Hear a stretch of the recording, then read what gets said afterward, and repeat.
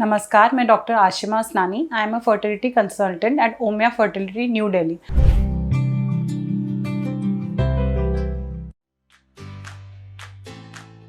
Subscribe to Omia Fertility and press the bell icon to never miss an update.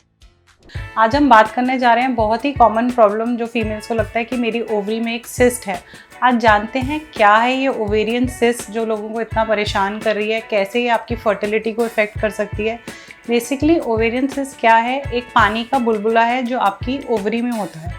Ovary basically जो आपका वूम या uterus या बच्चेदानी होती है, उसके साइड में 2 अंडेदानियाँ होती हैं या उनको ओवरी कहते हैं, जो बिल्कुल छोटी एक आलमंड साइज शेप में होती है। कभी कभी इसमें कुछ पानी की फ्लूइड फिल्ड सिस्ट बन जाती हैं जिन्हें ओवेरियन सिस्ट कहा जाता है। इसमें कोई इतनी घबराने की बात नहीं है। ये बहुत बार मेंस्ट्रुअल साइकिल्स में रूटीन अल्ट्रासाउंड्स में भी देखा गया है कि ओवेरियन सिस्ट है। जनरली ये कोई सिम्टम्स नहीं करती और 3 से 4 महीने या मेंस्ट्रुअल साइकिल्स में ये गायब हो जाती है।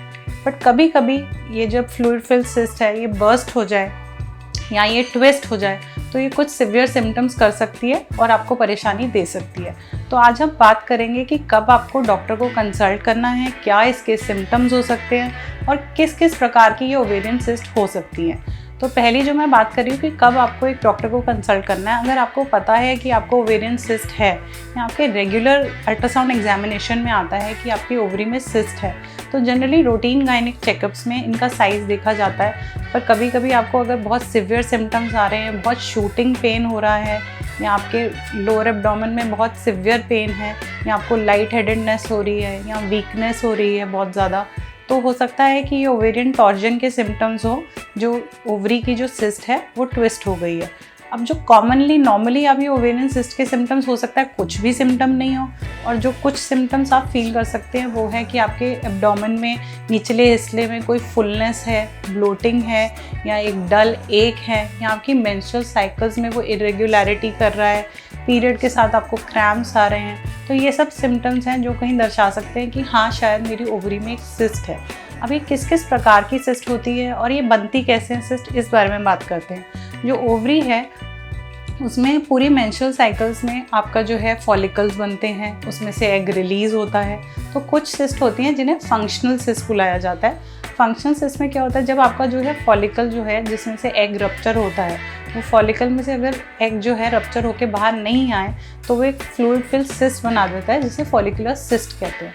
और कई बार फॉलिकल रप्चर होने के बाद जब कॉर्पस ल्यूटियम फॉर्म होता है तो हो सकता है उसकी जो ओपनिंग है वो ब्लॉक हो जाए, तब वो एक कॉर्पस ल्यूटियल सिस्ट बनाते हैं। ये जो सिस्ट हैं ये फंक्शनल सिस्ट है और कुछ महीने में 2-3 मेंस्ट्रुअल साइकिल में ये गायब हो जाती हैं। अब बात करते हैं क्या और भी प्रकार की सिस्ट हो सकती हैं।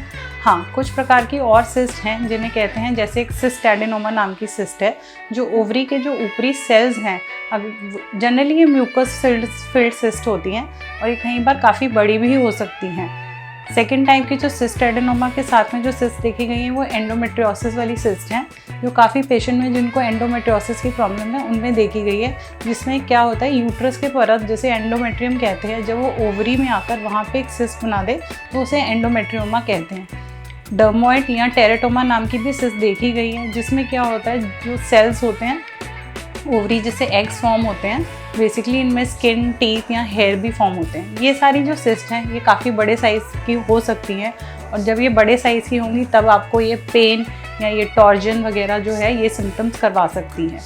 जब अगर ओवरी का टॉर्जन हो जाएगा तो उसका ब्लड सप्लाई रुक जाता है और ये ओवरी की हेल्थ को हैम्पर कर सकता है। तो बेसिकली हमारे को ख्याल किस चीज़ का रखना है कि अगर ये फंक्शनल सिस्ट है तो इनसे घबराने की बिल्कुल ज़रूरत नहीं है, क्योंकि ये 2-3 महीने में अपने आप गायब हो जाएंगी। और अगर कोई बड़ी सिस्ट है, हो सकता है ये टॉर्जन वगैरह कराए, तो वो आपको रूटीन जो पेल्विक एग्जामिनेशन है वो कराते रहने चाहिए और डॉक्टर आपको सलाह देगा कब ये सिस्ट रिमूव करने की ज़रूरत है और कब सिर्फ इसको अंडर ऑब्जर्वेशन छोड़ा जा सकता है। तो आज हमने जाना कि कैसे ओवेरियन सिस्ट के क्या सिम्टम्स हो सकते हैं, क्या इसके कारण हो सकते हैं।